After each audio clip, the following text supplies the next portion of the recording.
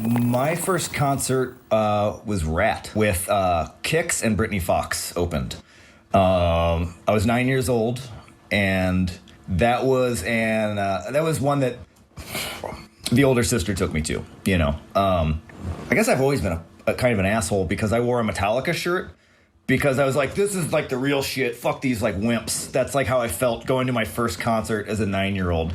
Kix opened, and I remember, dude, again, I'm 9, and I was like, this band sucks. And Brittany Fox is kind of the same deal. Then Rat were like, all right. I love Rat now. I've grown to appreciate it, but yeah, when I was a kid, it just like wasn't hardcore enough for me or something. But hey, what's up, Vox and Hops heads? I'm Matt, the vocalist of Cryptopsy and the host of the Vox and Hops Metal Podcast, brought to you by Sound Talent Media. I hope you've been having a glorious week. I hope that you were with us last night at the live interview Thirsty Thursday virtual hang with Ken Sorceron of Abigail Williams. If you weren't, you should have been, because it was a fucking blast. Massive shout outs to Ken. Thank you for coming and hanging out with us. I will be dropping that episode next Thursday, so get ready, people. It's a banger of an episode. Before we jump into today's episode, I would just like to ask you to follow the Vox and Hops Metal Podcast on the podcast platform of your choice. But more than that, I'm also asking you to rate it and write a review, because when you do that, you will help other people just like yourself discover the Vox and Hops Metal Podcast. When someone is looking for a new podcast to invest their time in, they act just like us when we're trying to buy something from the internet. What do? We scroll down, we read the comments, we read the reviews. We want to see if this product is worth our time. It's the exact same thing with a podcast. Before someone invests their very precious time into a podcast, they want to read the reviews. And if the reviews are favorable, then they'll most likely click on it and listen to it. So you could be the one that helps sway someone into becoming a brand new Vox and Hops head. And that is something that I would truly appreciate. Now, on today's episode, I'm with Rick Giordano of The Lion's Daughter. Get ready, everyone. This is Vox and Hops episode number 260.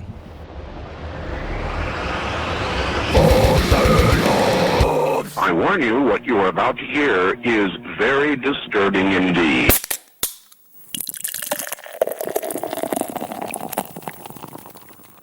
Hey, what's up, everyone? Today I'm with Rick Giordano of The Lion's Daughter. How you doing, Rick? I'm very, very stoked to be with you.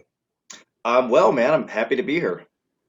Let's start with a shitty question so we can have fun later. How did you cope with the glorious year that is now behind us of 2020? Oh God, I guess the best that I could have. I went off I don't know how much of my therapist you want to be right now, but I went off the rails real hard at first. Just drinking every day and eating like crap and a relationship falling apart and just binge watching garbage TV and sleeping all day. And then I decided I'd had enough of that. So I went hard the opposite direction and started eating really well, built a little gym in my garage, started getting up early, started being productive with new projects. So kind of pulled a 180. So I've coped with it pretty well, but this is about as long as I can pretend and like keep up this facade of like doing well. So I'm ready for it to be over.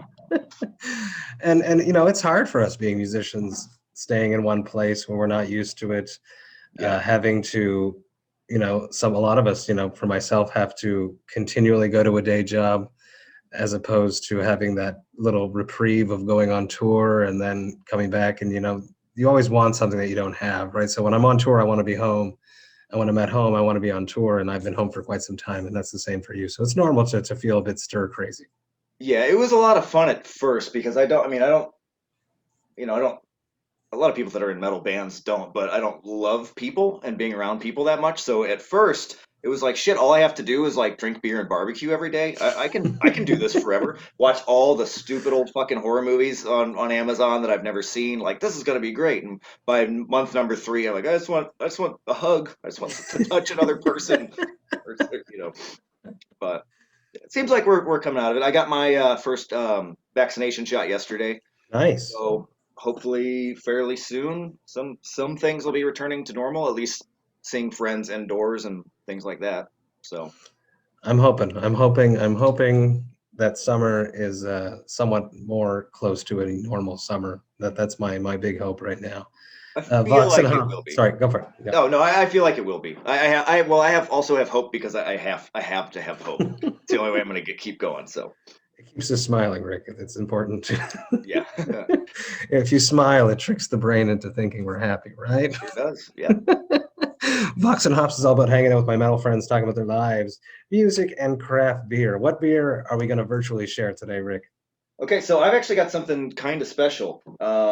This is Midnight Animal, which a brewery here called Four Hands made for us, the Lion's Daughter. No way. Um, yeah, this is the last can of it that I have, and it's from I think July 2018. Oh, it's still good. It'll still 2018. be Oh, good. Okay. I wasn't sure. I know, wine it's better old, but sometimes beer isn't. But I've also drank like old tab cans out of like friends' dads' garages and things like that and survived. So I think I'll be okay.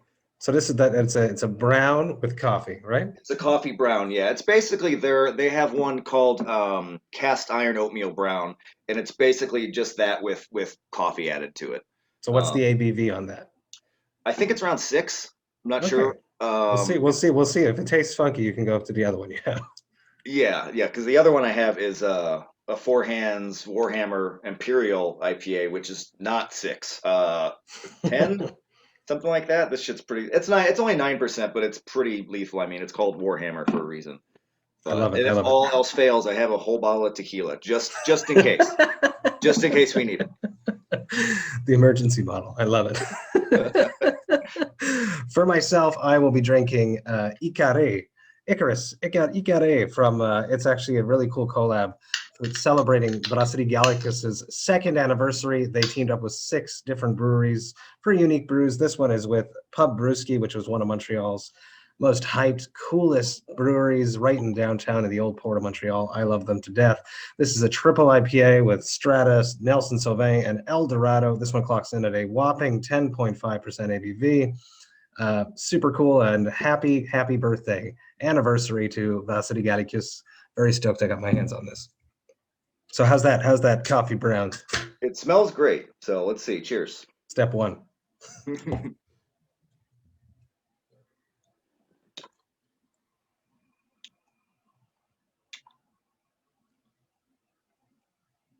All right, it might be a little off. I can't tell for sure. I'd have to taste it, but it too. When you were saying July, I thought you were going to say July of 2020. I'm like, oh, that's fine. But Mm, pushing 3 years, I don't know. Something's a little off. Something Switch- something in my mouth is telling my brain don't have that. Don't put that in you. So I could just chug all 32 ounces of it and see how that goes, or maybe I'll switch to this Warhammer actually. Switch to the warm hour. Let's see. Nope, that's wrong. Yep. It is your beer, which is cool though. Yeah, it is. And now I can display that can on my shelf instead of having it in the back of my fridge. So Yeah. we're gonna go with Oh, the you've kept it cold. Warhammer. Well, don't you? Yeah. Well, you know what? It's maybe come out a time or two, which probably doesn't help things very much. But Was that like the decision, like I'm going to drink you tonight, and then finally your brain says, no, you have to wait. You have to wait. we'll do the Warhammer. Whew. Smells hoppy delicious. Oh yeah, that's good. That'll do the trick. Oh, this is good. It's creamy. That Nelson comes through. I love Nelson. Strata too. Love it. Love it. Awesome. Yeah. Let's talk about your first beer. Talking about those pull tabs in your friend's dad's garage. What was your first beer, Rick?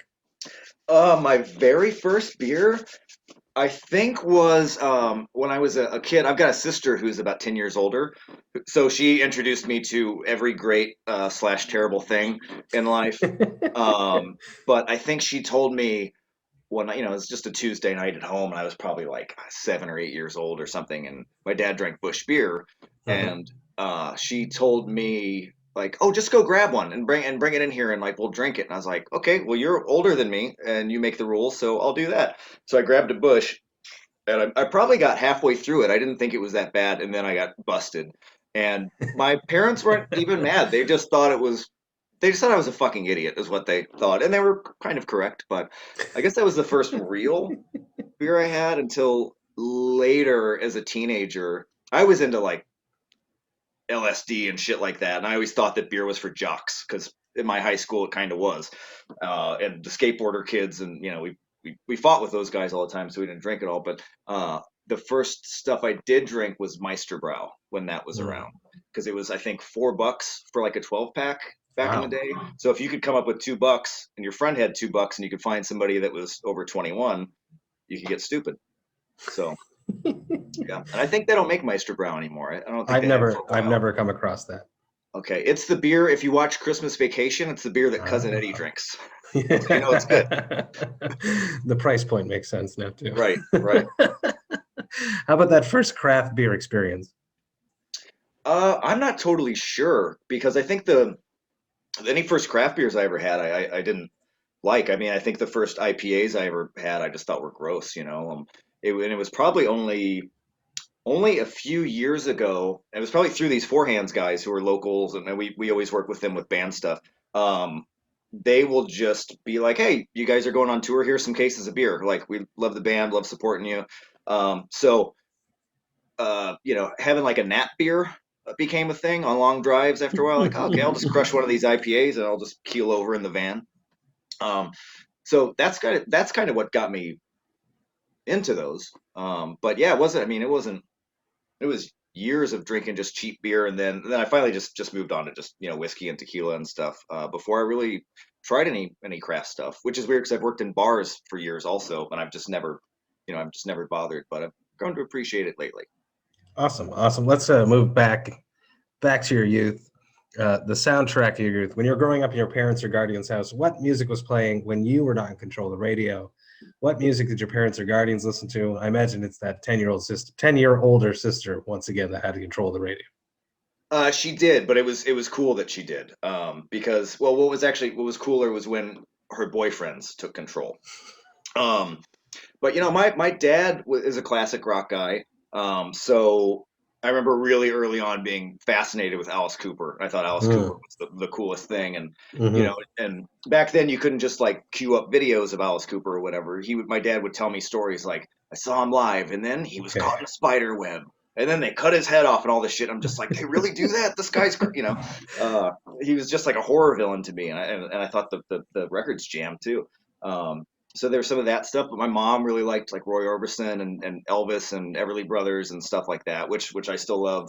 But yeah, older sister was like Motley Crue, and then sister's boyfriends were like, no, check this out. This band's called Venom, Yeah.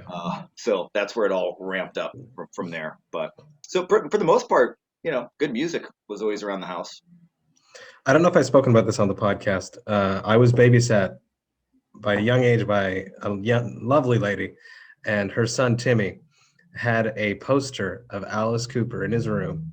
I was young. I must have been under 4, and I vividly remember being terrified of this poster, but super intrigued at the same time. And it was just his face with the makeup and just super interested in what the hell this was. Yeah. Well, I equated him with Jason in Friday the 13th. Oh yeah. Because I was at the age where part 6 came out when I was like 6 or 7 years old. That's a great song. Yeah, I think so too. And maybe one of the weird reasons that my band utilizes synthesizers and stuff now too is because of that. But yeah, I just knew him as like, he's that guy that's friends with Jason, Which is cool and scary at the same time. Right. Let's talk about your first music experiences. Going to see a show. What would be the first band that you ever saw? My first concert was Rat. Saw Rat. Really? Yeah, with Kix and Brittany Fox opened.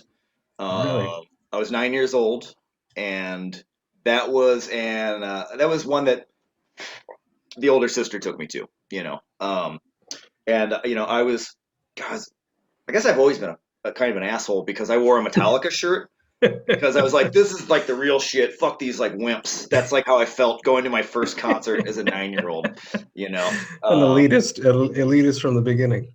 Absolutely. Kix opened, and I remember, dude, again, I'm 9, and I was like, this band sucks. And Brittany Fox is kind of the same deal. Then Rat were like, all right. I love Rat now. I've grown to appreciate it, but Yeah, when I was a kid, it just like wasn't hardcore enough for me or something. But How about your first time on stage? Do you remember your first show? yeah, it wasn't a stage, which is probably the case with a lot of people. But Absolutely. I had my first band was called Necro Creep, and again, it's funny because it's really not that different than the Lion's Daughter. It was like Misfits worship mixed with like integrity and like hardcore bands, you know. Mm. I think we called it horrorcore. We were very clever, but we played a Halloween party. That's Um, perfect. yeah, and it was super fun. And we we opened and closed with a cover of Misfits Halloween, which don't do that, but we didn't know. You know, we didn't even break it up into like Halloween 1 and Halloween 2. We just did the same thing twice. And we're like, it would be awesome to like close with a 2. And it wasn't, but it was fun. Good time. Did you play it better the first or second time? The first time. Yeah. I saw a video of it, and the second time, the second time it took us a while to start because I wouldn't start the song because I was mad that people weren't coming up to sing along. Like, no, get up here, or we're not even going to play it. And everybody's just like, we don't give a shit. We want to go back upstairs. We don't want you to play it. Yeah, yeah. Remember 30 minutes ago when you already played it? So when we played it the second time, I think our drummer was tired too, so we just played like the slower version of it. No, Whatever. we have to do those things to learn, right? Yeah, yeah. Well, in your head, you're like, all right. The last time I tell everybody like this mic is your mic, and people are going to go nuts, and they're going to be pile-ons and whatever. But really, it's just like an awkward teenage party, and people just want you to stop playing so they can go try to get laid or find a joint or whatever they want to do. We're not playing until blah blah blah. That's always a bad decision. Never do that, people. Yeah. Never do that ever. Never. Let's talk about this new record, Skin Show. It came out April 9th on Season of Mist. Pandemic release. How much, when you were putting this all together, this was recorded throughout the pandemic. Did you imagine that you'd be releasing it during a pandemic? What is your whole thought process of a pandemic release? Well, I didn't really think, I don't know, I didn't consider the pandemic too much at all when writing or recording or thinking about releasing it, really. If anything, it had an effect on the way it was written because I kind of thought of it as like, I don't have to worry about playing this stuff live right away. I don't have to figure out like, oh, can I easily play these guitar parts and sing at the same time? Or how many guitar parts are there? Do we need another guitar player live? Do we need an actual synth player live, or can our drummer just sample stuff like we need to? Like the piecing it together part didn't matter. And now that we're doing live stream stuff now it's a pain in the ass and it matters, and we're having to figure it out. But the writing process we did a little different just because we didn't all want to just get together in a small practice space and jam it out. So I wrote everything at home, and then would just kind of send it to those guys. And really the first time I heard it with like, Eric's drums and then some, Scott's vocals and bass and all that stuff was, in the studio, just kind of putting the pieces together. But I think it's to me, it made for better songwriting because I was more of an active listener when creating the stuff rather than thinking like, this riff's only fun to play 4 times. I'm bored. Let's switch it up to this riff. Let's have this kind of part because, the way that you perceive the song while you're performing it versus the way that you perceive it if you're sitting back and just like listening to what you're creating, Absolutely. So I think it made for stronger songwriting, and I'll probably just continue to do it that way now. So that's a golden lining, silver lining of the pandemic, where they're learning a new way to compose a record. That's the first and only one. But how different was that? Being isolated, focusing. Before, was it a lot of collaboration when you came to riff writing, structures of the song? How different was that being, versus being in the jam room and doing it, or doing it solo by yourself? It was completely different because we used to do the thing, like definitely our first release was Season of Mist, Existence is Horror. That whole thing was written in the room together with no, every once in a while I might have had a riff ahead of time, but it was really just kind of like, all right, what sounds good when we play it? What feels right, and kind of writing that way, which meant, I think we scrapped over 10 songs before we settled on, an album's worth because you're just experimenting. You're like, okay, I think this feels good, and then a month later, you're like, that song sucks. That doesn't work. It was tedious and wasteful. working that way for us, and especially with the Future Cult record, which was the last one where we introduced the synthesizer stuff. You couldn't really write that way because I would do the synth stuff and then and then we trigger it and sample it later when we're playing live. So I couldn't do two things at once. Um, so it forced us to write a little differently and have things be a little more pre-planned. And again, I just preferred that, and I think there was just like less. We had less leftover crap in the end. It's also like if you're coming with like a riff, or like an idea, and you're in a group of people, just like looking at their faces can change how you feel about the riff. Oh, for sure. Or just like the bass player's in a bad mood, and Yep. sorry, Scott, I called you out because you're the one that's always in a fucking bad mood. The bass player's in a bad mood that day, so you think the song sucks, or you think your Mm-hmm. idea's bad, or you think that lyric or title you came up with is stupid, but really he just pulled a double at work and is fighting with his girlfriend, or whatever else. As So opposed to just you completing an idea and sending it, and then he has time to reflect upon it and answer via words, let alone just like speaking it to you. He texts you, "Oh, I like this. right, That's a sick riff," right, So there's right. all that context is gone. Yeah, and the jamming in a room thing, it's also like you have to, all right, we're practicing Wednesday at 2. See you then. No matter what mood you're in, no matter how you Yeah. slept, no matter how creative you're feeling, that's the time. Where if you're just doing shit at home, it could be, it's Saturday night, I've been drinking all damn day, and I feel like making a sexy little piano part, and like, hey, that's cool. And the next morning, it still sounds cool. All right, well, let's see what we can do with this. You can you can be a little more, outside of a schedule. I love that, but it has to pass the sober test. Oh yeah, for sure, for sure.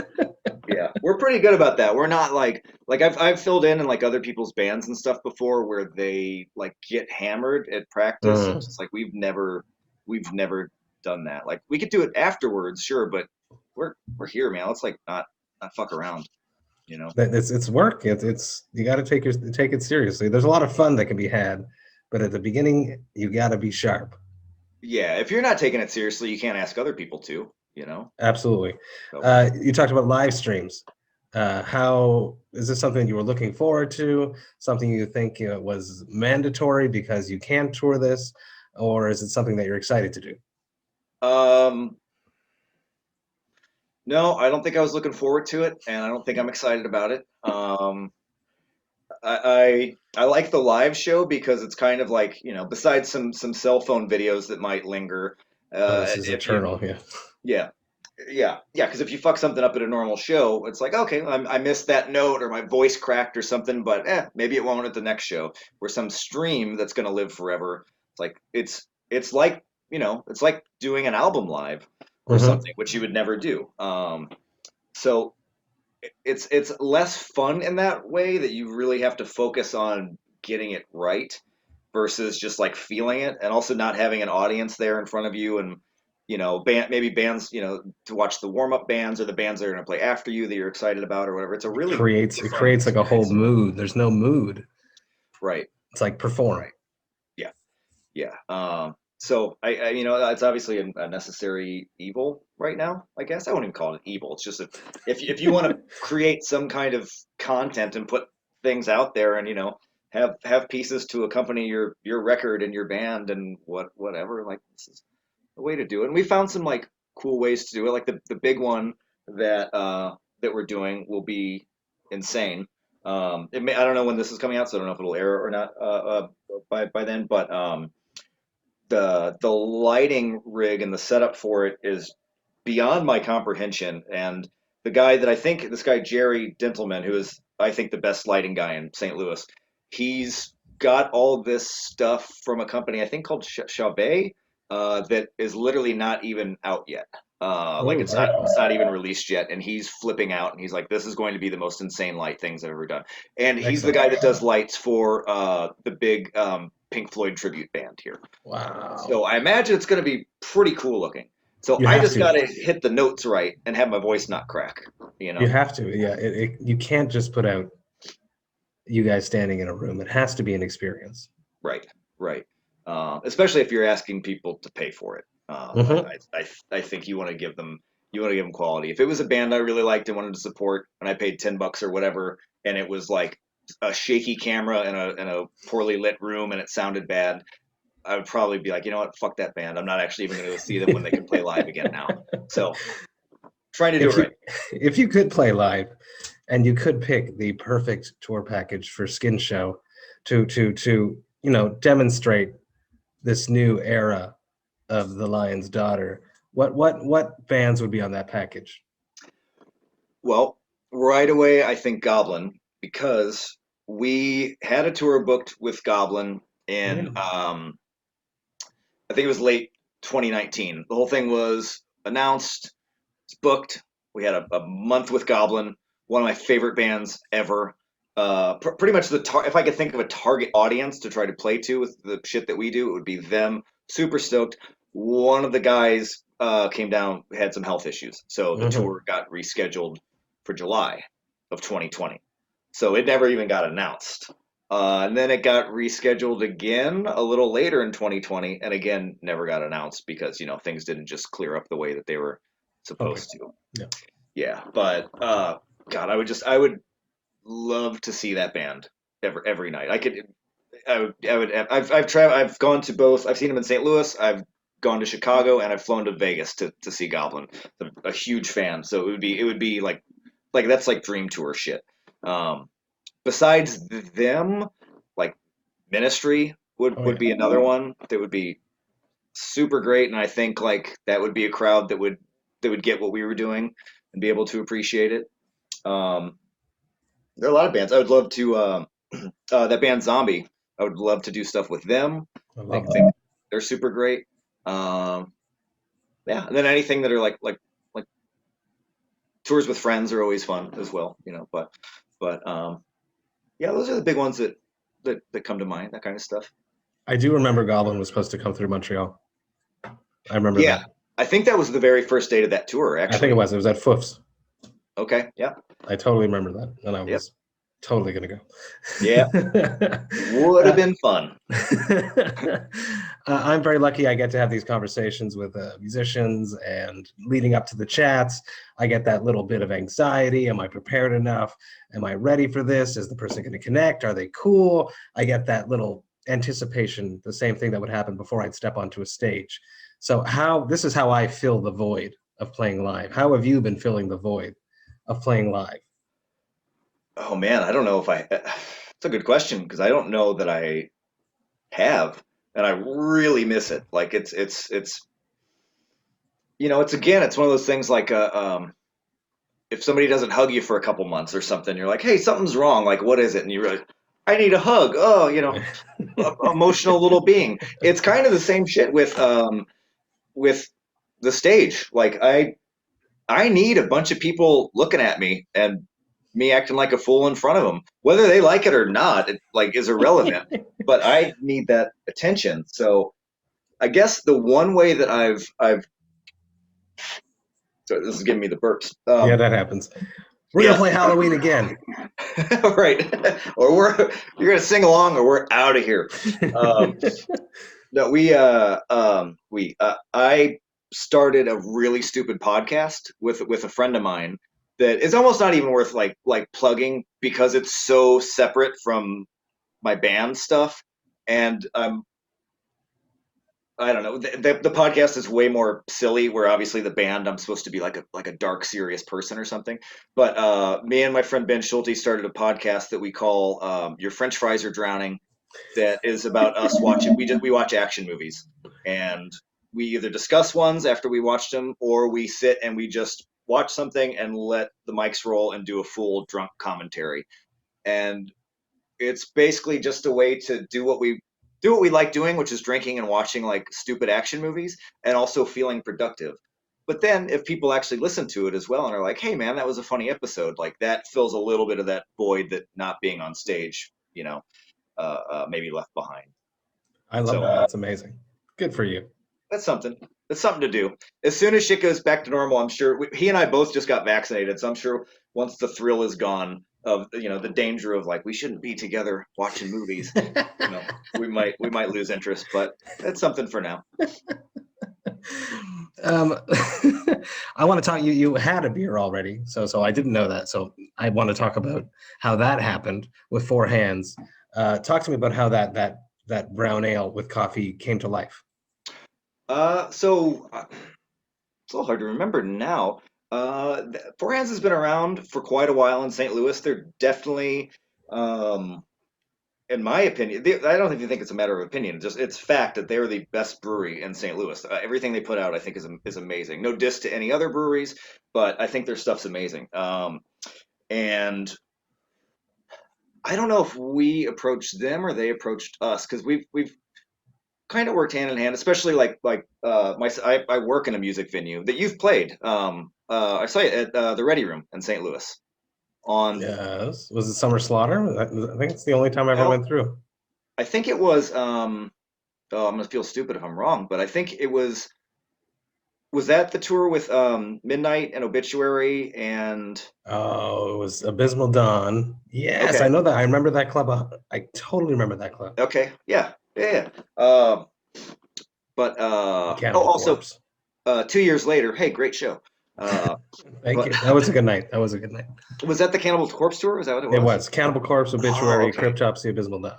That's right. I know it was a good night because I got in a huge fight with one of my coworkers that night because I got drunk behind the bar and just disappeared to watch the show. Worth it. Anyway, um, yeah. So having worked, in a music venue and behind the bar there, I kind of had a relationship with these guys. Like I said, they would throw beer at us, or they were like really great at sponsoring local shows and stuff like that. Like they're really really great with all that kind of stuff. So there was the talk kind of came up to do a beer, and at first I wanted was when I was still like I don't have the most refined palate, but I didn't have any palate for beer at the time, really. So my idea was like, let's do a ghost chili beer. Let's do some beer that's like painfully hot to drink and metal. And they're like, yeah, we're not gonna do that. Okay. Like, well, let's see. And I think it came through like kicking names around. And on the Future Cult record, there's a song called the Midnight Animal. And I was like, dude, Midnight Animal is like a pretty good name for a beer. Like, what kind of beer would that be? We're like, oh, we would have coffee in it. Coffee brown. Like, that makes perfect sense. So, guy named Jason Spencer, who goes by Killer Napkins, who's like a local guy that does murals. He did this artwork that is super, super cool. It is nice. Um, and yeah, they just did like a limited run of kegs that were, at a few select places and then canned some stuff. And that was around like 2018. And I think there was another like show that we did. I don't remember which one it was, but they brought it back for that. And then we were supposed to do a show called Clash of the Dickheads. That was going to be last April. That was us, Fister, Hell Knight, and then we falsely billed Alice in Chains, doing like a play on Clash of the Titans.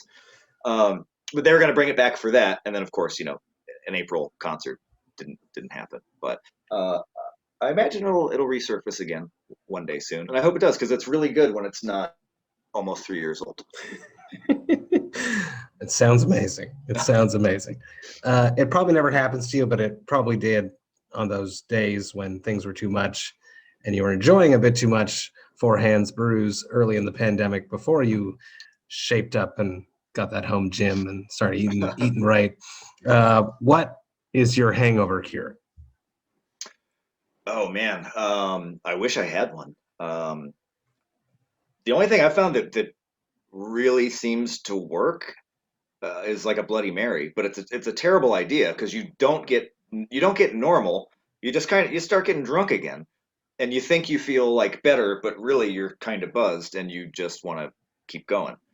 Um, so I don't know, man. I already will like I drink a lot of water every day anyway. I'll try to drink a lot of water before going to sleep. If I've had a few, I'll drink a ton of water the next. It's just yeah, I don't have a good cure, which is unfortunate because I like drinking a lot, and I really, really my hangovers come with like severe like depression and nausea and like just very, very unpleasant. So if you know of a good one, I'm definitely all ears. Um, you have to not drink too much. Is the moderation is the best hangover cure. I don't know what you're saying to me right now, but I'm I'm not listening. But hydration. No, honestly, I did sober February. I had a nutritional science major. He has a master's in it, a PhD in it, and hangovers is just severe dehydration. So Yeah. you need to refill your body with liquids and some minerals, and then you'll be back in perfect shape in 3 days, he says. Oh, I'll definitely be drunk again within that 3 days. So, Rick, thank you so much for taking the time, having a chat with me, talking about your life, music, and craft beer. Everyone get ready for Skin Show. It came out April 9th via Seasons of Mist. I'm super stoked about it, and I'm super stoked I had a chance to chat with you, Rick. Cheers. yeah, cheers, brother. Thanks, man. It's been great. Appreciate it. Hey, thank you all so much for listening right to the end. You know that I love and appreciate that. What an epic chat I had with Rick. We really just clicked. One of those people that I know that when we hang out again, we shall have a good time. He was lots of fun. We had lots of laughs. I love the record. I love his creative process. I love how they changed their writing process for this album and that they might actually continue doing it that way. This pandemic has given us a bunch of weird hidden gifts, and we have to embrace them and appreciate them. If not, we're going to go crazy. If you enjoyed this episode, you should sign up to the Vox and Hops Metal Podcast mailing list. You can do that on my website, voxandhops.com. That's VOXandHOPS.com. And when you do that, you shall receive one email a week containing all of the details of everything that has happened throughout the past week in the world of the Vox and Hops Metal Podcast, including all of the details for any episodes which I've dropped throughout that past week, if I have been a guest on someone else's podcast, all of the information for any upcoming cool Vox and Hops projects that I have in the works, as well as the updated links for the live interview Thirsty Thursday virtual hangs, and the links to the Brutal Awakenings playlist, which is curated by my man Jerry Monk, the metal architect, and is available on both Apple Music and Spotify. Do it, people. Sign up to the Vox and Hops Metal Podcast mailing list, because I don't want you to miss a single thing. The Vox and Hops Metal Podcast is brought to you by Sound Talent Media. I will be back next week with 3 episodes, but until then, I hope you have a glorious weekend, and I hope that you remember to enjoy life, metal, and craft beer. Cheers, Vox and Hops heads.